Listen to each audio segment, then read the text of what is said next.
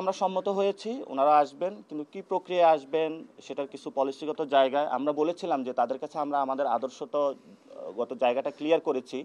এখানে কয়েকটা আসন বা দেনা পাওনার প্রশ্ন না, এখানে আমাদের একটা আদর্শিক লড়াই রয়েছে। এই আদর্শিক লড়াই, কারণ আমরা ওল্ড সিস্টেমের সাথে কখনো কম্প্রোমাইজ করব না, আমরা এতদিন করি নাই। এবং আমরা কয়েকটা ক্রাইটেরিয়া সিলেক্ট করেছি।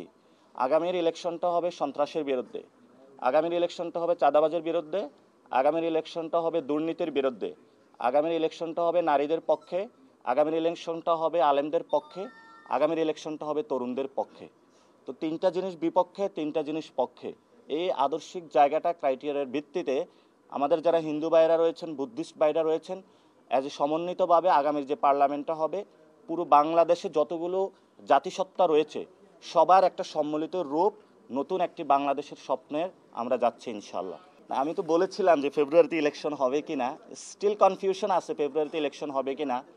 সরকার অনেক ইনসিস্ট করতেছে যে ফেব্রুয়ারিতে ইলেকশন করার জন্য সবাইকে, কিন্তু আমাদের যে জুলাই সনদটা রয়েছে এটার লিগ্যাল যে পার্সপেক্টিভ, সেই জায়গা থেকে এখনো কোনো সলিউশন হয় নাই। এটা যত দ্রুত হবে, আমাদের দুইটা লড়াই রয়েছে এখানে।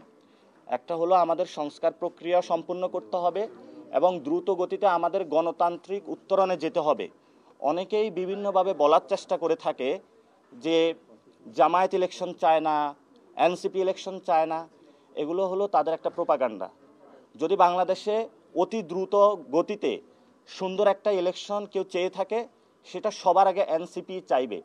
কারণ আমরা ভোট দিতে পারি নাই, আমরা যত ভোট দ্রুত দিতে পারবো ততই আমরা বাংলাদেশের মানুষকে মুক্তির পথ দেখাতে পারবো।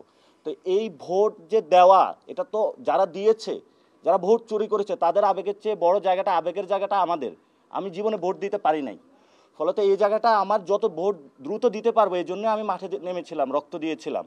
এজন্য আপনাদের সামনে এবং আপনাদের মাধ্যমে পুরো দেশবাসীকে আমরা স্পষ্টত করতে চাচ্ছি যে এনসিপি ইলেকশন দ্রুত গতিতে চায়, গণতান্ত্রিক উত্তরণের পথ চায়। কিন্তু গণতান্ত্রিক উত্তরণের পথ যদি কিছু ভোট দেওয়ায় বোঝায়, এটা একটা মিসকনসেপশন। এখানে ইনস্টিটিউশনগুলো যদি ঠিক না করতে পারি, জুলাই সনদ যদি না হয় এবং বাংলাদেশের যে লেজিসলেটিভ অ্যাসেম্বলি সেটাতে যদি কোনো ক্রাইটেরিয়াগত পরিবর্তন না আসে, তাহলে তো সেই একই শেখ হাসিনার জায়গায় অন্য একজন বসতেছে। ওয়ালটন এখন দেশের সীমানা পেরিয়ে পৌঁছে গিয়েছে 50টিরও বেশি দেশে।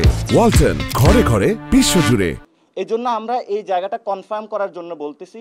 এবং দলগুলো যদি বসে, এটা তো 10-15 দিনের কাজ, একসাথে সবাই বসবে, আলোচনা করবে, সাইন করবে এবং সেটার একটা অর্ডার হবে, যে অর্ডারের মধ্য দিয়ে ইলেকশনের আমরা যাব। এবং আমরা সেখানে এটাও বলেছিলাম, এই ইলেকশনটা গণপরিষদ নির্বাচনের কোনো ক্রাইটেরিয়াতে নেওয়া যায় কি না।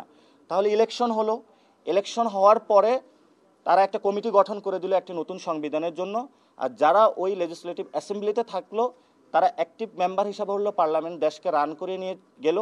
পরবর্তীতে যখন সংবিধানটা চলে আসলো, এই পার্লামেন্টও ওই সংবিধান অনুযায়ী 5 বছর তাদের কন্টিনিউ করলো। কিন্তু 106-এর মাধ্যমে যেহেতু আমরা এখন সংবিধানের মধ্যে নাই, ফলে তো আমাদেরকে আবার শেখ হাসিনা যে সংবিধানটা রয়েছে এটার মধ্যে ঢুকানোর চেষ্টা করানো হচ্ছে। তো এটা যদি ঢুকানোর চেষ্টা করা হয়, তখন আমাদের কথা হচ্ছে সেখানে যে আরেকটি গণ অভ্যুত্থান আসন্ন। এটা তো অনেকেই বলে থাকে যে আমরা কি জাসদ হয়ে যাব নাকি, এই মাত্র একটি গণ অভ্যুত্থান হলো, সেখানে আরেকটি কিভাবে গণ অভ্যুত্থান হবে। আপনাদের কাছে আমরা স্পষ্টত বার্তা দিতে চাই, নেপালে তিনটি জায়গায় তারা সংবিধান পরিবর্তনের জন্য চেষ্টা করেছিল এবং জেনজিরা যখন গণ অভ্যুত্থান করেছিল, পরবর্তীতে যখন তাদের দাবিগুলো মানা হয় না, তারা কিন্তু আবার মাঠে নেমে এসেছে। কিন্তু বাংলাদেশের যে পলিটিক্যাল পার্টিগুলো রয়েছে, যারা সাংবাদিক ভাইরা রয়েছেন, সকল মানুষকে আমরা আহ্বান জানাবো, আমরা গণতান্ত্রিক প্রক্রিয়া যেতে চাই, আমরা বাংলাদেশে আর কোনো রক্তপাত দেখতে চাই না। সেই জন্য হলো তরুণদের যে চাওয়াটা রয়েছে সেটা আপনারা মূল্যায়ন করুন এবং সে মূল্যায়নের মধ্য দিয়েই আমাদের পার্শ্ববর্তী যে রাষ্ট্রগুলো রয়েছে, বিভিন্ন যে বিদেশি শক্তিগুলো বাংলাদেশকে আনস্টেবল করার চেষ্টা চালাচ্ছে, সেই জায়গা থেকে আমরা মুক্তি পাবো।